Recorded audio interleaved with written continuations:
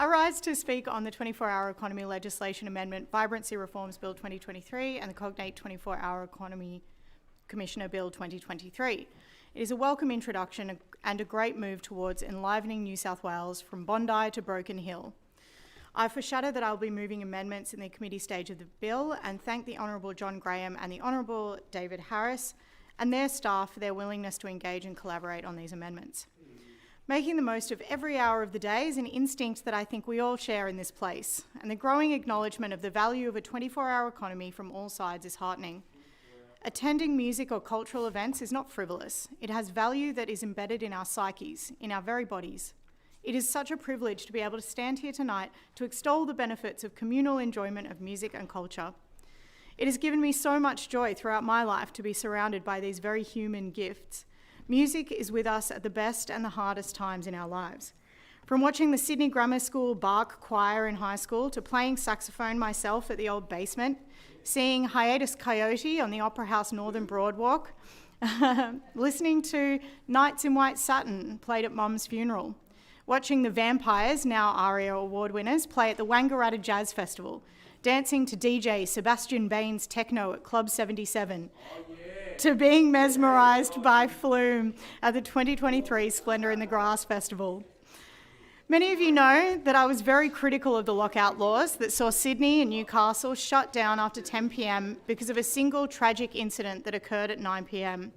Of course, risks associated with crowds and alcohol must be managed carefully, but it never made sense to me as a Liberal that we would shut down successful businesses, entire industries, prevent freedom of movement and trade, and strangle job opportunities in the range of professions associated with the nighttime economy, from sound engineers to bartenders, restaurateurs to musicians. I'm a passionate advocate for entrepreneurship, freedom of expression, and the creation of exciting job opportunities. Thankfully, the Coalition reversed its decision, but there is a long way to go to foster the vibrancy so desperately needed in the global city of Sydney and with world-class statewide destinations across New South Wales. I want to particularly acknowledge the work of the former Minister Stuart Ayres and his advisor Amanda Chillarton, who were instrumental, pardon the pun, in reviving Sydney's culture. Massive events like Great Southern Nights and South by Southwest Sydney are a fabulous part of their legacy. And I also want to note that nighttime events and culture are not only about liquor. Go to Harris Park any night of the week and you have small businesses, cafes and shops open till late with a thriving culture. Likewise, in Darling Harbour, where you can sit in Tumbalong Park with a froyo into the early hours. And there are enormous psychological benefits to music and culture and that communal experience. Patrick Fagan, an expert in behavioural science and associate lecturer at Goldsmiths University, was involved in a 2018 study that found that just 20 minutes spent at a gig could result in a 21% increase in feelings of well-being. This elevated mood was linked with a 25% rise in feelings of self-worth, a 25% increase in closeness to others, and mental stimulation was shown to grow by an incredible 75%. An Australian study in 2014 involving 1,000 people revealed that engaging with music by dancing or attending music events was associated with higher self-worth and social well-being than for those who did not engage with music in these forms. The findings also emphasised the important role of engaging with music in the company of others with regard to social well-being, highlighting an interpersonal feature of music. A British Academy of Sound Therapy study released this year called Music as Medicine tested over 7,500 participants and found that just 9 minutes of music, mostly songs with a driving rhythm, fast tempo and positive lyrical content, is required to make people feel uplifted. 89% of these people had improved energy levels after listening to music, 65% laughed more, and others felt more in control of their lives or able to take on anything. Associate Professor in Epidemiology at the University College London, Daisy Fancourt, said that, and I quote, "Going to concerts significantly reduces the levels of the stress hormone cortisol. Concert going, according to a Yale University study, leaves you more likely to help strangers." These studies and many more demonstrate the psychological and social benefits of music and the shared experience of music.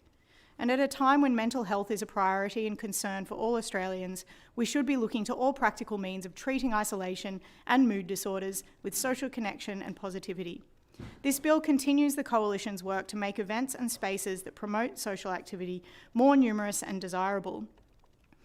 And there are, of course, economic benefits to increasing the size and the duration of our economy and our activities. In their submission to the Callanan Liquor Law Review, Music New South Wales wrote, quote, "The New South Wales live music industry makes a vital contribution to the cultural, social and economic fabric of the state, with an estimated value of $3.6 billion and 23,207 jobs," end quote. This is an incredible contribution to our New South Wales economy and culture.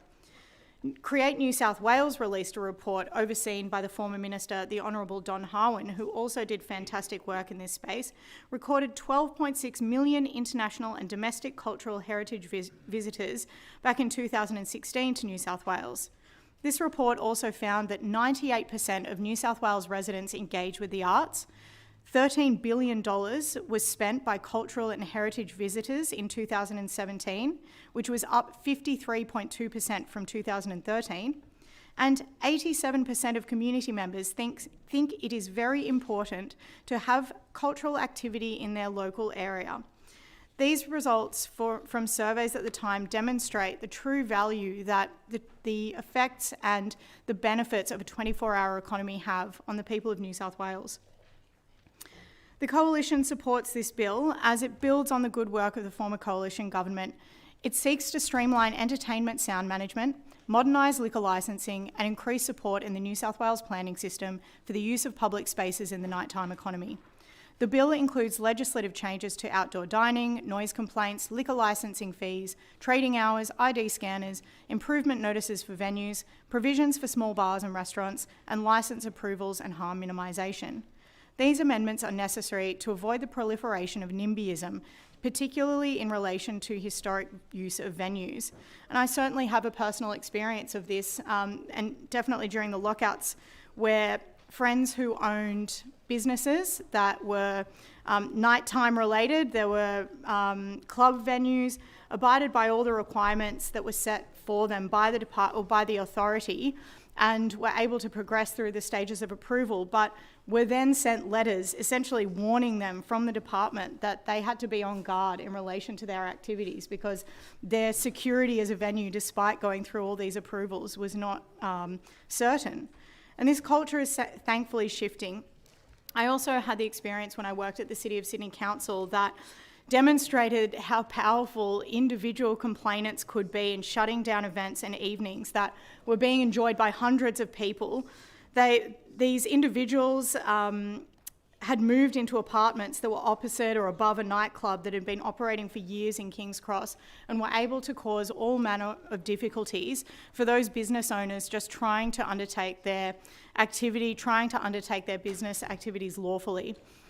One of the amendments that that I've foreshadowed relates to the number of people that can make a complaint in relation to noise or sound, and ensures that while it can be 5 people, they must come from separate households to ensure the legitimacy of that complaint, that it is not just a large single household that's managed to make a serious complaint and incursion on a business.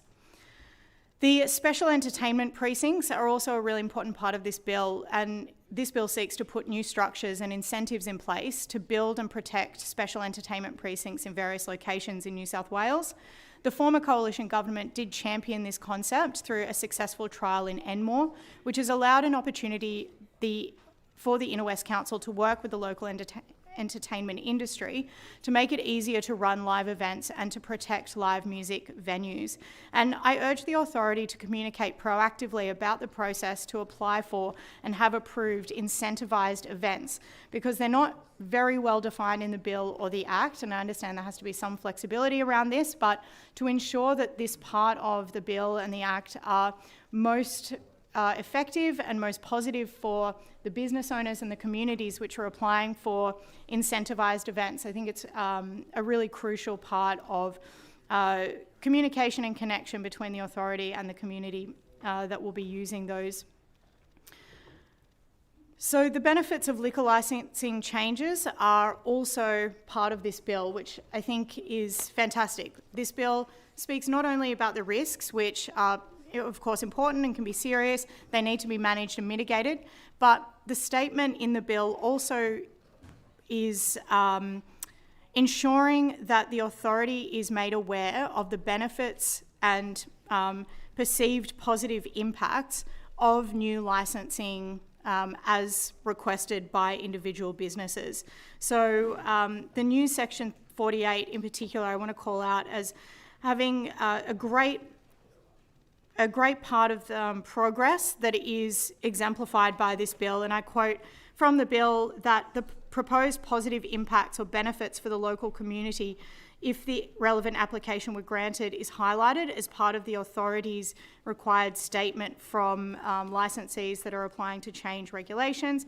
And it also includes particular call-outs to whether the granting of the relevant application would provide employment in or other opportunities for any of the following, including the live music industry, the art sector, the tourism sector, and the community or cultural sector.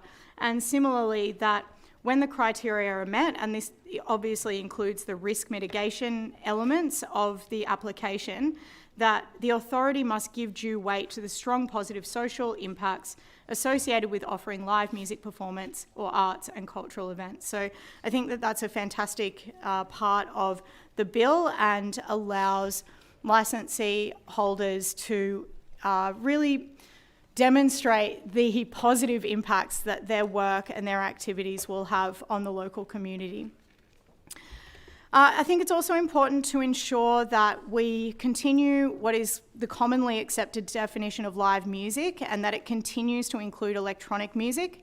This is something that's been increasingly recognised as appropriate and must be ensured into the future. I don't believe that there are any definitions of what live music actually is at the moment, so this is really a kind of common cultural practice where you've got an understanding between the authority and licensee holders, and for the moment that seems to be working well, and I urge the authority and the industry to continue to work closely together in this respect. I mean, I don't think that art and culture should necessarily be defined by the government. It's obviously defined by artists and by patrons. So for the moment, it seems okay that these things are not defined specifically in the legislation. So I moved to the 24-Hour Economy Commissioner Bill 2023 and note that the current Commissioner, who was of course appointed by the former government, is doing a fabulous job. He works tirelessly to ensure that his international experience, his networks, his passion is all so well utilised to ensure the maximisation of the activity of the New South Wales economy. It incorporates data to best plan and execute the policies that we need to develop a thriving and a fun and a productive 24-hour state economy. And of course, that includes advocating for the interests of the nighttime economy in addition to his role as the 24-hour commissioner. So it's important to note that the Commissioner is not subject to the control and direction of the Minister or any other person in relation to the contents of advice, a report or recommendations given to the Minister, and this independence is really important to ensure that he is able to be effective, or she in the future if when his term expires. So the Minister may also establish a 24-hour Economy Advisory Council to provide advice to the Commissioner in relation to the exercise of a Commissioner's function. Members of the Advisory Council are to be appointed by the Minister on the recommendation of the Commissioner. And one of the things that is proposed through our amendments is to ensure that we don't leave the regions behind in this bill. So there will be amendments moved to ensure that there is a specific regional component in the Commission that is represented. The expansion of the Commissioner's responsibilities to include Newcastle, Wollongong and the Central Coast was an election commitment from the Labor Party, who recognised that the important reforms that were established under the coalition government were valuable and sought to expand their remit. But I also note that it was always the intention of the former coalition government to expand the role of the 24-Hour Economy Commissioner. And I remind the House of the then Minister, the former member for Penrith, Stuart Ayres, who I mentioned earlier, his words in the other place, he said, "I'm looking forward to working with the 24-Hour Economy Commissioner, not just in the Sydney CBD, but right across metropolitan Sydney and out into regional New South Wales." So herein lies the difference between the Labor Party's proposed reforms and the true intention of the 24-Hour Commissioner. Labor may or may not have deliberately sought to confine the Commissioner's responsibilities to major metropolitan areas of Newcastle, Sydney and Wollongong, but we in the Coalition believe that the 24-Hour Economy Commissioner should have oversight over all of New South Wales, and as I said, we'll be moving an amendment to that effect. In his second reading speech, the Minister talked about locations including Penrith, Parramatta, Wagga Wagga and Tamworth, but only in relation to special activation precincts. And while the opposition welcomes a renewed focus on these activation precincts, all of New South Wales needs to reap the rewards of a 24-Hour Economy Commissioner. The Coalition, of course, wants to see the live music industry go from strength to strength in regional New South Wales, in addition to urban parts of the state, because we understand the value of the nighttime economy. It should be shared no matter where you live in New South Wales. Of course, in regional New South Wales, we know that pubs and clubs play a really important role in the community. They're essential to the well-being of those communities, just like clubs and pubs are in urban areas like Sydney. So, in the end, making life better for entrepreneurs, artists and patrons is something that, as a Liberal and as a young person, I will always support. So I'm looking forward to this bill passing with the amendments that we propose, and again, thank the Minister for all your work in this regard.